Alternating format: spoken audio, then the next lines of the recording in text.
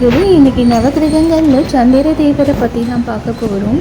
இவருடைய கோவில் தஞ்சாவூர் மாவட்டத்தில் தென்கல்லூரில் அமைஞ்சிருக்குது. இங்கே ஈசன் கைலாசநாதராக காட்சி கொடுக்குறாரு. சந்திர தேவர் தட்சனின் 27 மகள்களை திருமணம் முடிக்கிறாரு. இதில் ரோகிணி மீது தான் அதிக பிரியமாக இருக்கிறாரு.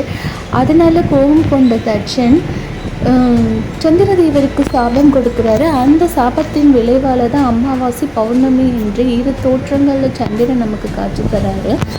இவரை நம்ம வழிபடுறப்ப மன ரீதியான குழப்பங்கள்லேருந்து வெளிவரலாம்.